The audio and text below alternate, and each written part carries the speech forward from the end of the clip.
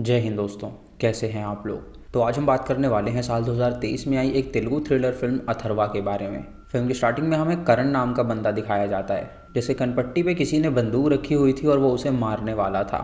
फिर हमें पास्ट में बताया जाता है कि आखिर अथर्वा ने ऐसा क्या किया था जिसकी वजह से वो लोग उसके जान के दुश्मन बन गए थे। दरअसल कई महीनों पहले अथर्वा एक पुलिस वाला बनना चाहता था, जहाँ पे उसने हर एक टेस्ट दिए थे, लेकिन वो फिजिकल क्लियर नहीं कर पाता था क्योंकि उसे अस्थमा की बीमारी थी, जिसकी वजह से वो ज़्यादा देर तक भाग नहीं सकता था। करण के गांव में सभी लोग जानते थे कि वो एक इंस्पेक्टर बनना चाहता है, लेकिन वो बार बार फेल हो जाता था, जिसकी वजह से सभी गांव वाले उसका मजाक उड़ाया करते थे। लेकिन उनके मजाक उड़ाने के बावजूद भी करण बिल्कुल भी बुरा नहीं मानता था, क्योंकि उसका ये मानना था कि वो एक ना एक दिन पुलिस वाला ज़रूर बनेगा। रात को उसके गाँव का पुलिस वाला जब वहाँ से गुजर रहा होता है तो वो उसे अपने पास बुलाता है ड्रिंक करने के लिए, और वो अंकल भी वहाँ पर आ जाते हैं और उसे बताते हैं कि अगर उसका पुलिस में सिलेक्शन नहीं हो पा रहा है तो वो फॉरेंसिक्स में चला जाए, जिसका एग्ज़ाम अभी कुछ दिनों में है, और अगर वो पास हो गया तो वो फॉरेंसिक टीम में चला जाएगा जो कि पुलिस की मदद करते हैं केस सॉल्व करने में। ये सुन के करण खुश हो जाता है क्योंकि उसे उसमें फ़िज़िकल नहीं देना था, और वो उसका फॉर्म भर देता है और कड़ी मेहनत से पढ़ाई करता है। और कुछ महीनों बाद जब रिज़ल्ट आता है तो उसका सिलेक्शन भी हो जाता है। इसी वजह से उसका दोस्त बहुत खुश होता है क्योंकि अथर्वा की अब सरकारी नौकरी लग गई थी। कुछ दिनों में अथर्वा अपनी नौकरी पर जाता है, जहाँ पे उसका एचओडी उसे उसकी टीम से मिलवाता है, जिसमें होते हैं 3 लोग। सारा जो कि फॉरेंसिक साइंस की एक्सपर्ट थी, दिवाकर जो कि वीडियोग्राफर था, और नानी जो कि फोटोग्राफर था। अथर्वा इन सबसे मिलकर बहुत ही ज़्यादा खुश हो जाता है क्योंकि उसे अब एक नया ऑफिस मिल गया था काम करने के लिए। वो लोग उसे कंप्यूटर पे बैठा देते हैं और उसे कई सारे फाइल्स को वो चेक कराने लगते हैं। अब अथर्वा हर दिन इंतज़ार करने लगता है कि कब उसके पास कोई रियल केस आए, लेकिन उसके पास कोई भी केस नहीं आ रहा था जहाँ पे उसे साबित करने को मिले कि वो एक एक्सपर्ट है। एक दिन नानी और वो जब चाय पी रहे होते हैं तो नानी उसे बताता है कि वो सारा से दूर ही रहे, क्योंकि सारा बहुत ही खतरनाक लड़की है जिसके बॉयफ्रेंड के साथ उसकी हमेशा लड़ाई होती रहती है। और उसका जो बॉयफ्रेंड है वो डीआईजी का बेटा है, जो कि एक साइको है, और वो सारा को बहुत ही गंदी गालियाँ देता है। और सारा जब उसे छोड़ने की बात करती है तो वो उसे धमकाता है कि वो उसे जान से मार डालेगा। इसलिए सारा परेशान रहती है और वो उसका कुछ नहीं बिगाड़ पाती। कुछ दिनों बाद उनके पास एक चोरी का केस आता है और अथर्वा ये सुन के खुश हो जाता है क्योंकि पहली बार उसके पास कोई केस आया था। वो अपने कपड़े पहन के वहाँ पे निकल जाता है उस केस को सॉल्व करने के लिए। वो एक चोरी का केस था जहाँ पे कुछ गहने चुरा के चोर भाग गए थे, और उन्हें पता लगाना था कि आखिर वो यहाँ से एंट्री और एग्जिट कैसे किए थे। इस केस को एसीपी हैंडल कर रहा था और उसने अपने एसआई नावेल को वहाँ पे भेजा था इसको देखने के लिए। नावेल सिक्योरिटी से पूछता है कि जब वो यहाँ पर आए तो वो क्या कर रहा था, तो सिक्योरिटी गार्ड कहता है कि वो दरअसल सो रहा था। उसके बाद फॉरेंसिक टीम वहाँ पर आती है और वहाँ पर जांच पड़ताल करना शुरू कर देती है, और तभी सारा का बॉयफ्रेंड भी उसे कॉल करता है, लेकिन सारा उससे कहती है कि ये सही वक्त नहीं है कॉल करने के लिए। लेकिन वो उससे कहता है कि यही सही वक्त है, तो वो चुपचाप उससे बात करे। तभी वहाँ इंस्पेक्टर रविंद्र आता है उस केस की छानबीन करने के लिए, और वो नानी से पूछता है कि ये नया लड़का कौन है। तो वो बताता है कि इसका नाम करण अथर्वा है और ये नया ज्वाइन हुआ है और पहले इसे पुलिस वाला ही बनना था। तभी उन्हें वहाँ पर एक टूटा हुआ कांच नज़र आता है, तो नावेल रविंद्र को बताता है कि शायद यहीं से वो लोग अंदर और बाहर गए होंगे। लेकिन अथर्वा उनसे कहता है कि ये बिल्कुल सच नहीं है। उसके मुताबिक वो लोग किसी और रास्ते से आए थे। उसने जब जांच पड़ताल करी तो उन्हें पता चला कि कहीं पर भी फिंगरप्रिंट्स नहीं मिले हैं, लेकिन बाथरूम की छोटी सी खिड़की के बाहर कई सारे फुटप्रिंट्स हैं, जिससे वो जान पाया कि वो लोग बाथरूम की खिड़की से ही अंदर आए और वहाँ से बाहर गए।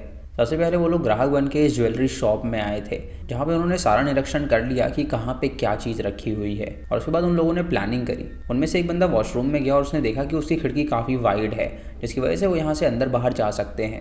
इसीलिए उन लोगों ने प्लानिंग करी और अगले दिन आकर ये चोरी करी। जब वो वॉशरूम के बाहर जाते हैं तो उन्हें वहाँ पर एक तंबाकू का पैकेट भी मिलता है, और वहाँ पर एक न्यूज़पेपर भी था जो कि गुजराती में था, जिससे वो समझ जाते हैं कि चोर ज़रूर गुजरात का होगा। वो तेलंगाना में मौजूद सभी गुजराती नंबर्स को ट्रैक करते हैं, जहाँ पे उन्हें पता चलता है कि ऐसे 7 लोग हैं जो कि उस नंबर को इस्तेमाल करते हैं, और वो सभी जब उन्हें पकड़ते हैं तो वो सभी सच उगल देते हैं कि वही 7 लोग चोर थे जिन्होंने वो चोरी करी थी। अथर्वा की मदद से पुलिस ने इस केस को सॉल्व कर लिया था, जिसकी वजह से अथर्वा बहुत ज़्यादा खुश था।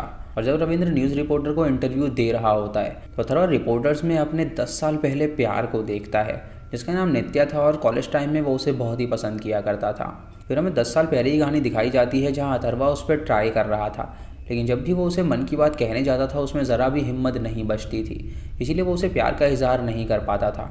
ये कहानी सुन के नानी उससे कहता है कि अगर वो नित्या को अपने प्यार का इजहार नहीं कर पाया तो आज जाके वो उससे सारी बात बोल दे।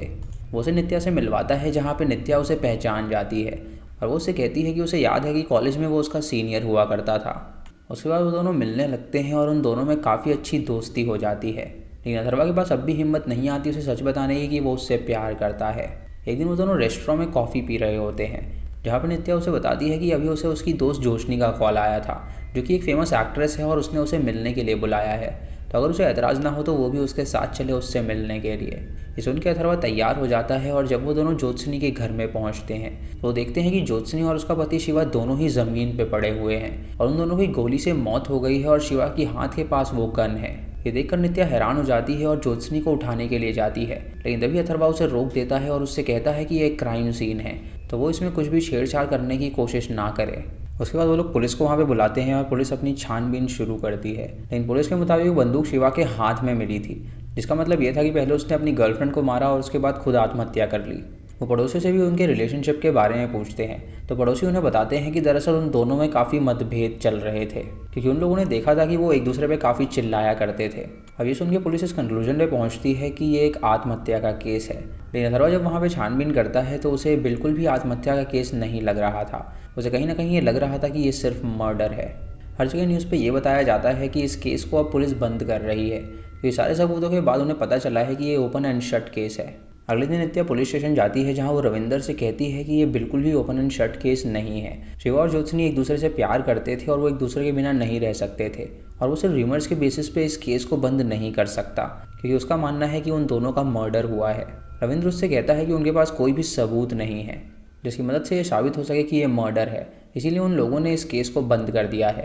ये सुनकर नित्या बहुत ज़्यादा परेशान हो जाती है और अथर्वा उससे कहता है कि उसे उसकी बात पे पूरा यकीन है, तो उसे स्टार्टिंग से बताए कि आखिर वो ऐसा कैसे कह सकती है। नित्या उसे बताती है कि शिवा एक फिल्म डायरेक्टर था, जहाँ पे ज्योत्सना ने उसकी फिल्म में काम किया था और तब से ही वो दोनों एक दूसरे से प्यार करने लगे थे। उनकी फैमिलीज़ को भी उनके रिलेशनशिप के बारे में पता था और वो दोनों हमेशा साथ में खुश ही रहते थे। वो दोनों एक्टिंग किया करते थे लड़ाई करने का, ताकि वो लोग अपनी एक्टिंग स्किल्स को इम्प्रूव कर सकें।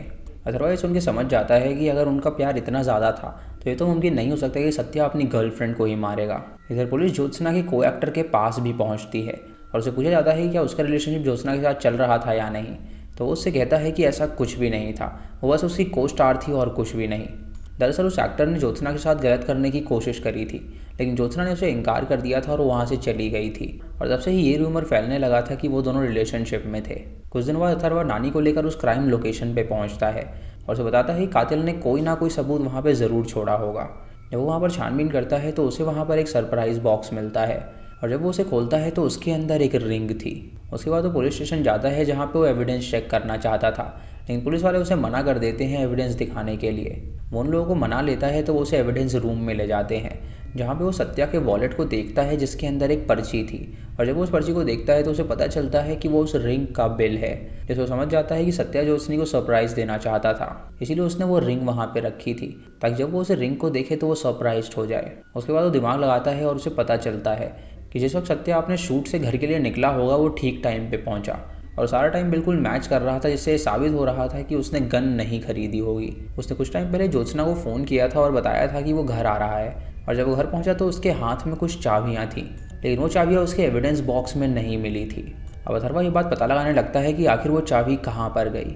अगले दिन वो उसके घर में वो चाबी ढूंढने लगता है, लेकिन वो चाबी उसे कहीं पर भी नहीं मिलती।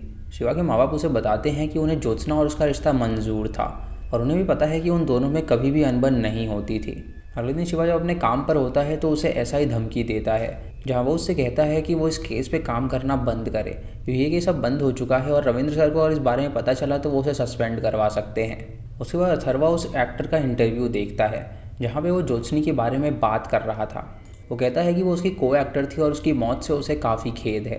अथर्वा को लगने लगता है कि शायद उसने ही उसे मारा होगा, इसीलिए वो एक प्लान बनाता है ताकि वो उसको पकड़ के सच उगलवा सके। वो उस एक्टर को जब एक पब में देखता है तो वो अपनी टीम के साथ वहाँ पर जाता है, जहाँ पे सारा भी उनकी मदद करने के लिए तैयार हो जाती है। उस एक्टर के पास जाती है और उसकी ड्रिंक में सच बोलने की दवा मिला देती है, जिसे जब वो एक्टर पीता है तो वो सच ही बोलने लगता है। अथर्वा उससे पूछता है कि आखिर उसने उसे क्यों मारा, तो वो उससे कहता है कि ज्योत्सनी को उसने नहीं मारा है, जिससे वो समझ जाते हैं कि वो कातिल बिल्कुल नहीं है। जब वो उसे सवाल जवाब कर रहे होते हैं तो अचानक से एक पुलिस वाला उनकी वीडियो बना लेता है और वो एचओडी को उसे भेज देता है, जिसकी वजह से अथर्वा को 6 महीने के लिए सस्पेंड कर दिया जाता है। अथर्वा को सस्पेंशन से कोई भी फ़र्क नहीं पड़ता, क्योंकि वो चाहता था कि वो इस केस की जड़ तक जाए और असली कातिल तक पहुंच सके। वो अपने दोस्तों को बताता है कि क्या उन्हें पता है कि वो पुलिस वाला क्यों बनना चाहता था, तो उसके दोस्त उससे बोलते हैं कि उन्हें इस बारे में नहीं पता। वो बताता है कि दरअसल उसके पिता को ज़बरदस्ती पुलिस वालों ने गिरफ्तार कर लिया था, और वो भी उस क्राइम के लिए जो कि उन्होंने कभी किया ही नहीं था। लेकिन उसके पिता ने जेल में ही आत्महत्या कर ली थी, जिसके बाद से उसे लगा कि वो किसी भी मासूम इंसान को जेल में नहीं जाने देगा और तब से ही उसने फैसला किया कि वो एक पुलिस वाला बनेगा।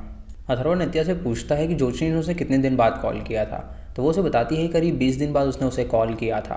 वो उसे कहता है कि उसने ज्योत्सनी के सारे कॉल रिकॉर्ड्स निकलवाए हैं, क्योंकि उसकी मैनेजर का कहना है कि वो बहुत ही ज़्यादा परेशान होने लगी थी और उसे हमेशा एक ही नंबर से कॉल आता है, जिससे वो बहुत ज़्यादा परेशान हो जाती थी। जब वो कॉल रिकॉर्ड्स चेक करते हैं तो उन्हें एक नंबर मिलता है, लेकिन वो नंबर आउट ऑफ सर्विस होता है, जिसकी वजह से वो उस बंदे से बात नहीं कर पाते। उसके बाद वो उसकी अकाउंट की डिटेल्स देखते हैं, जहाँ पे उसने 10 लाख रुपए एक ही बार में किसी को भेजे थे। ये देखकर वो हैरान हो जाते हैं और सोचते हैं कि आखिर इतने सारे पैसे वो एक बार में किसी को क्यों भेजेगी। वो बैंक में जाते हैं इसका पता लगाने के लिए, तो वो उस बंदे का एड्रेस निकलवाते हैं जिसके अकाउंट में वो गया था।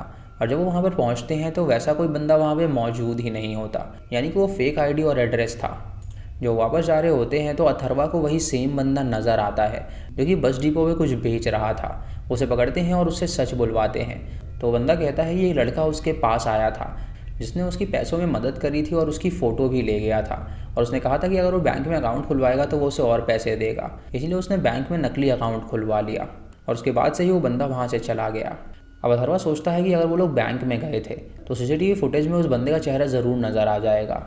वो अपने एक दोस्त को कॉल करता है और उसे रिकॉर्ड्स निकालने को कहता है, लेकिन उस बैंक के पास जो रिकॉर्ड होता है उसमें उसका चेहरा साफ नज़र नहीं आ रहा था। तभी वो देखता है कि एक न्यूज़ चैनल का कैमरा भी वहाँ पे है, जिसके अंदर उसका चेहरा आया होगा। तो वो उस न्यूज़ चैनल से कांटेक्ट करवाता है, जहाँ पे वो रिकॉर्डिंग जब उन्हें मिलती है तो उस बंदे का चेहरा साफ साफ नज़र आ जाता है और उसके बाद वो उस बंदे की तलाश में लग जाते हैं। तभी HOD वहाँ पर आता है और अथर्वा को वहाँ से भगा देता है और उसे कहता है कि अब वो सस्पेंड हो गया है तो वो ये काम नहीं कर सकता। अगले दिन अथर्वा ज्योत्सनी के स्टाफ के पास जाता है ताकि वो उस बंदे के बारे में पता कर सके, लेकिन किसी ने भी उस बंदे को नहीं देखा था। तभी वो देखता है कि उसका जो स्पॉट दादा है वो बहुत ही अजीब तरह बर्ताव कर रहा है, और जब वो उसको पकड़ने के लिए जाता है तो वहाँ से भाग निकलता है। जब उसके घर के पास पहुँचते हैं तो वहाँ पे वो उसी कैप वाले बंदे को देखता है, और जब उसे पकड़ने के लिए जाता है तो वो उसे नहीं पकड़ पाता, क्योंकि भागते हुए उसकी सांस फूलने लगी थी। अब अथर्वा उनसे सच उगलवाने के लिए उन्हें नकली केस में फंसा देता है, जहाँ पे वो जान गया था कि वो स्पॉट दादा रेंट पे रहता है, जहाँ पे उसके बाकी 2 दोस्त भी रहते हैं। इनमें से एक वही दोस्त है जो कि उस फोटो में था। वो उन तीनों को नकली केस में फंसा देता है, जिससे उन्हें बहुत मार पड़ती है। और उसके बाद वो वहाँ पर आता है और उनसे कहता है कि अगर वो सच नहीं बताएंगे तो वो उन्हें मर्डर के केस में ही फंसा देगा। ये सुन के वो तीनों डर जाते हैं और उन्हें सच बताते हैं। वो बताते हैं कि दरअसल वो एक्ट्रेस को ब्लैकमेल कर रहे थे, क्योंकि उनकी नौकरी से उन्हें इतने ज़्यादा पैसे नहीं मिलते जिससे वो रोज़ी रोटी चला सकें। इसीलिए उन लोगों ने फैसला किया कि वो एक्ट्रेसेस को ब्लैकमेल करेंगे। वो जब वैनिटी वैन में होती थी तो वहाँ पे कैमरा छुपा देते थे, जिससे कि उनकी प्राइवेट वीडियो बन जाती थी और वो उन्हें ब्लैकमेल किया करते थे। और ज्योत्सनी के साथ भी उन्होंने यही किया था और 10 लाख रुपये उसी के लिए लिए थे। अथर्वा पूछता है कि उन तीनों में से उसका मर्डर किसने किया, तो वो तीनों उसे बताते हैं कि उन लोगों ने उसे नहीं मारा है। ये सुन के अथर्वा समझ जाता है कि ये तीनों कातिल नहीं हैं, और तभी उसके दिमाग में आता है कि क्या पता जो भी कातिल वहाँ पर आया हो वो शिवा को मारना चाहता हो, और ज्योत्सनी से उसका कोई लेना देना नहीं था। उसके बाद अथर्वा रविंद्र के पास जाता है और उसे बताता है कि ज्योत्सनी सिर्फ एक कोलैटरल डैमेज थी और कातिल का जो मेन टारगेट था वो शिवा था। रविंद्र सुन के हैरान हो जाता है और उससे कहता है कि वो इस केस पे काम करना बंद करे, और वो उसे तुरंत वहाँ से भगा देता है।